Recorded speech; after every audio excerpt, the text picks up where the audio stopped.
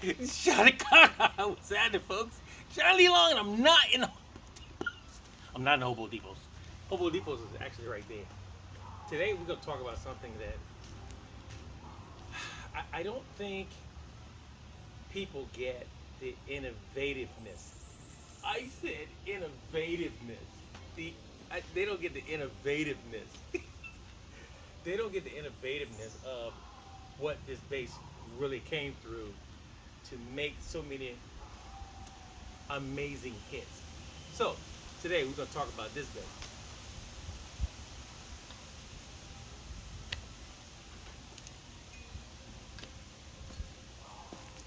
There you have it. This is a 99, 1999, 98 Musicman 5. And I get it, and oh yeah, and that's a tuner. Kind of cheap, but it's a tuner.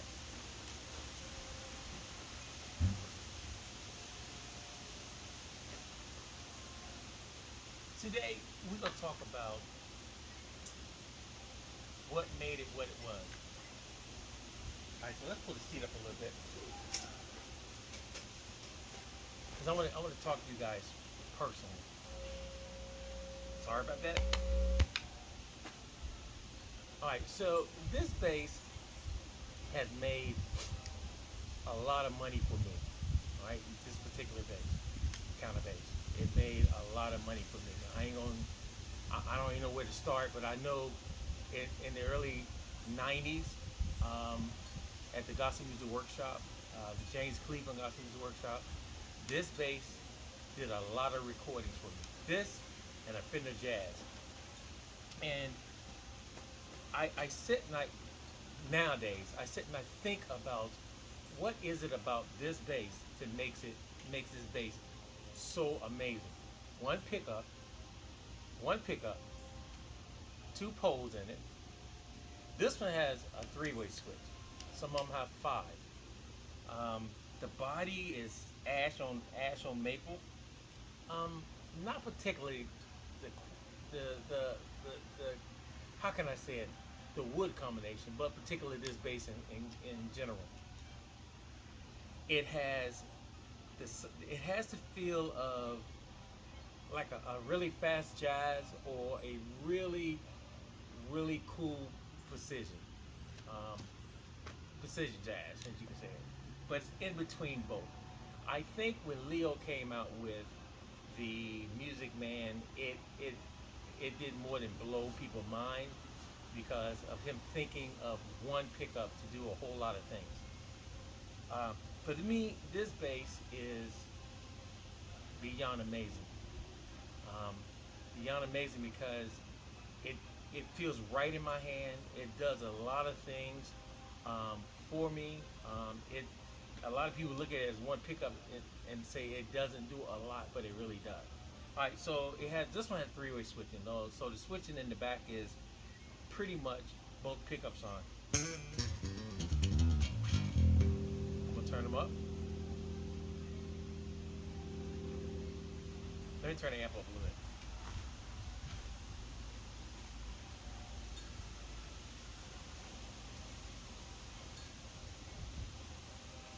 I got the amp turned down because I didn't want to blast it. Plus, look, it's 98 degrees out here, and I know a lot of people in the house, so I can come out and do stuff like this. Anyway, the rear pickup gives you this kind of sound,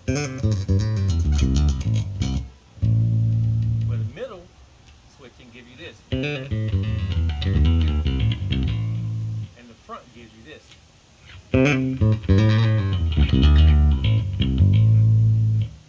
Me personally, a lot of times when I'm playing this type of bass, I normally take my mids and cut them all the way off to make it a three knob.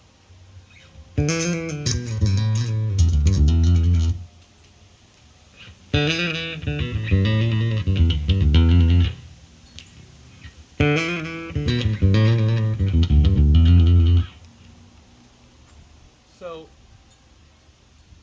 there's a lot of things I can say about this bass. Um, the we can all call names out all day long. Louis Johnson, the Scar, and anybody else from the early '70s. Funk bands definitely used um, this bass. I think the Daz Band cat got for the Daz Band used it, and um, so so Wild Cherry, so many people use this Music Man, and I am so amazed that Leo took the time to make this. Now this is the Ernie Ball, right?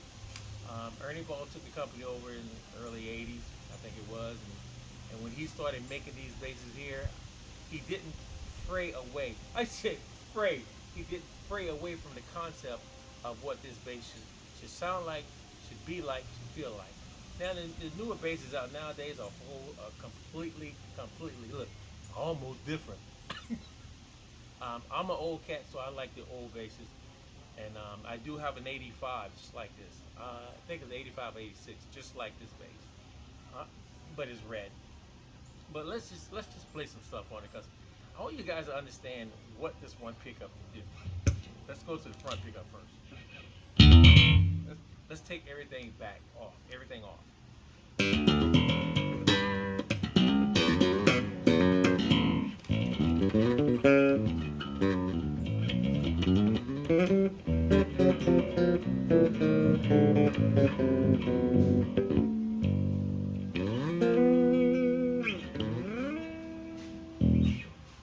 Let's go to the middle pickup. Hear what the middle pickup sounds like with everything off.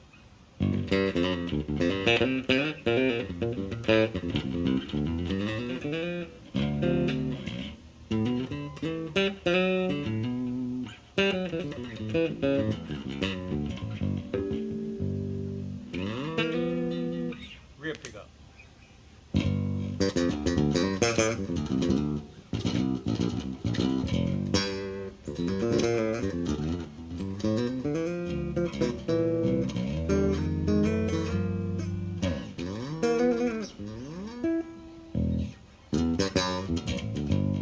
Now that's my favorite sound right here. This is my favorite sound. Nothing is on.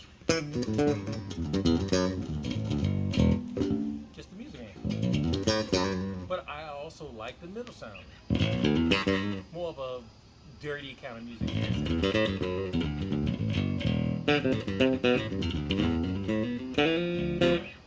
And the front.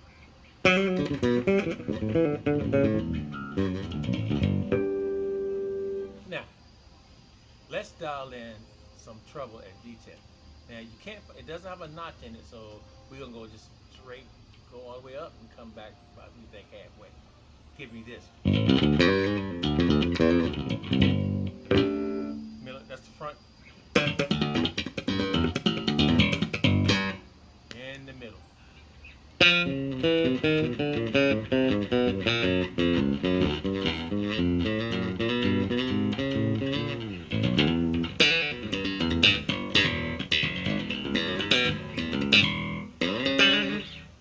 Oh, and then the rear.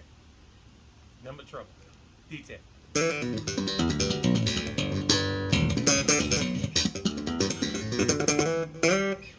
Now, let's do mids at D10.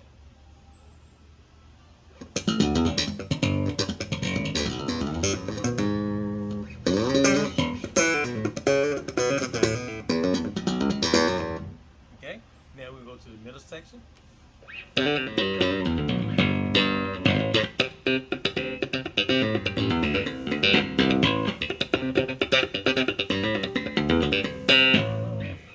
Always to back to the back.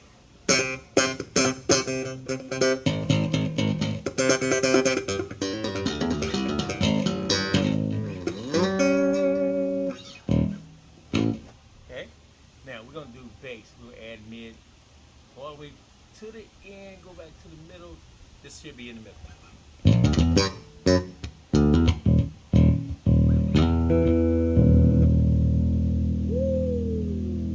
He got it, didn't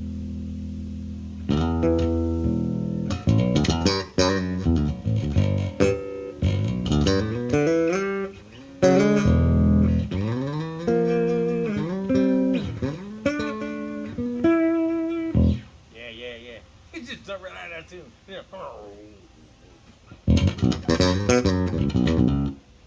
Now let's go to the middle.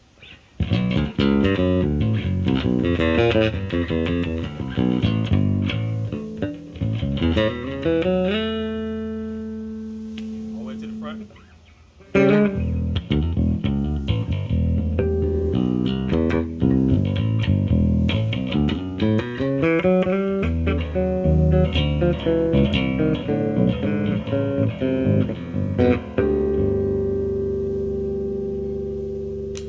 To the back.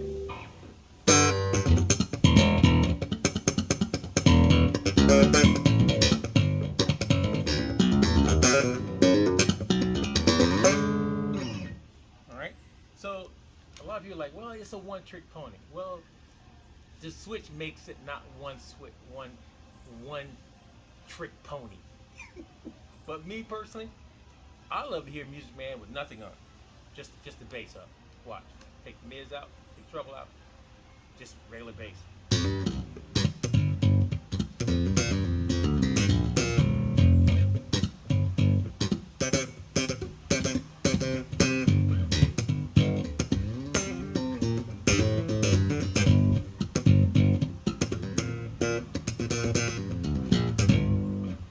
All right. Now I had a bass at D10, so let's go to the front setting and see how it sounds. You hear that bottom come in?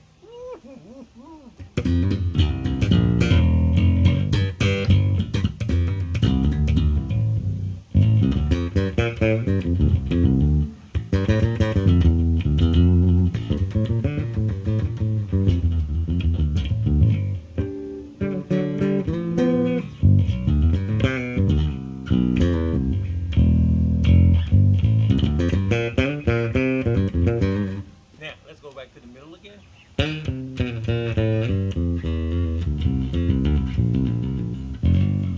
Now, so right now we just got just bass at D10, but I like hearing just a little bit of highs, just enough to cut through the mix. The mids is still off, because the bass is maple and ash, so it's a lot of mids happening.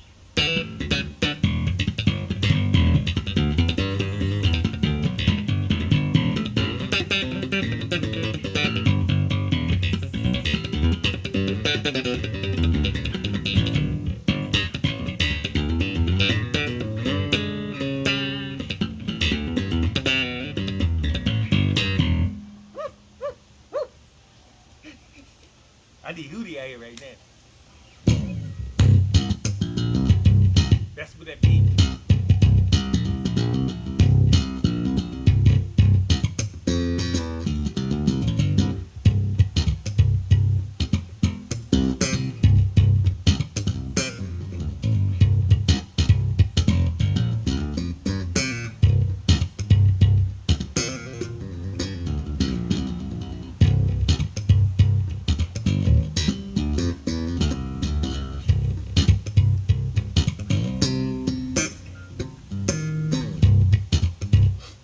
In the middle.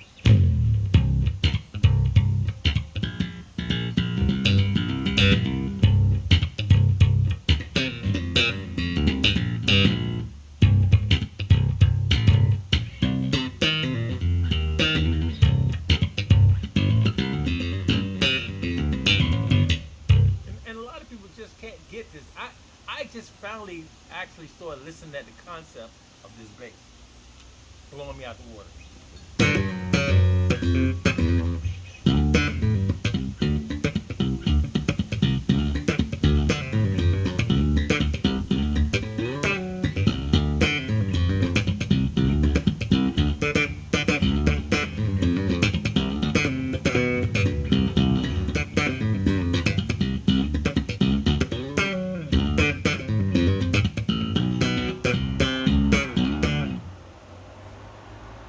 That's just the front.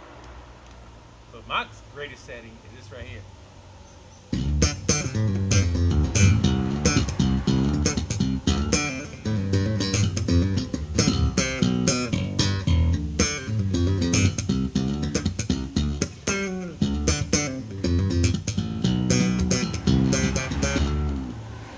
So there's a lot of things I can say about this.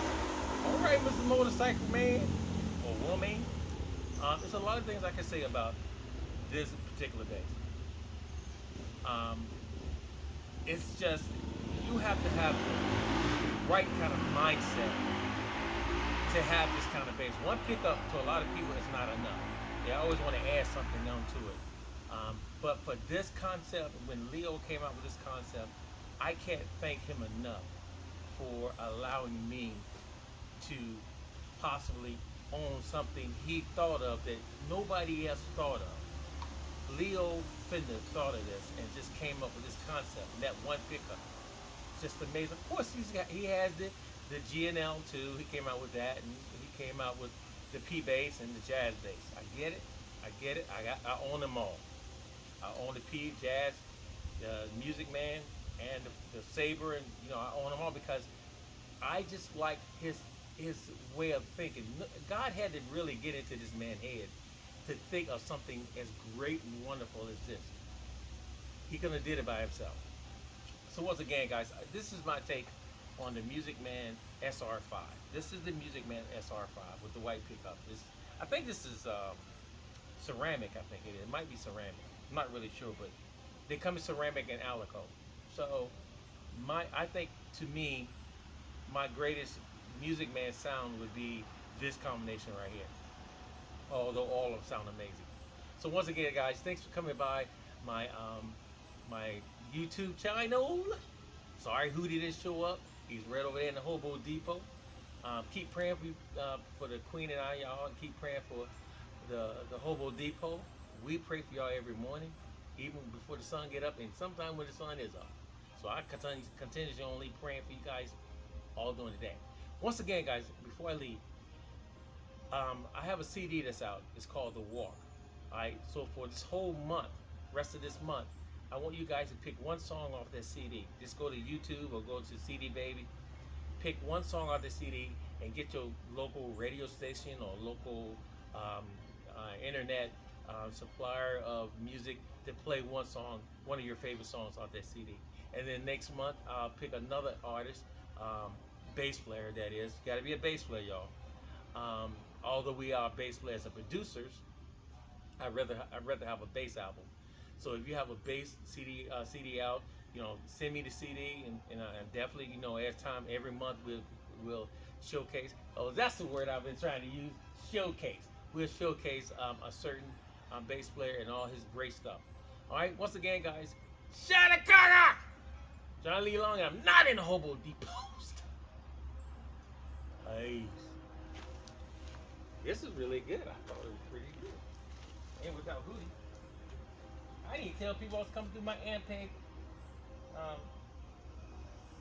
Porterflex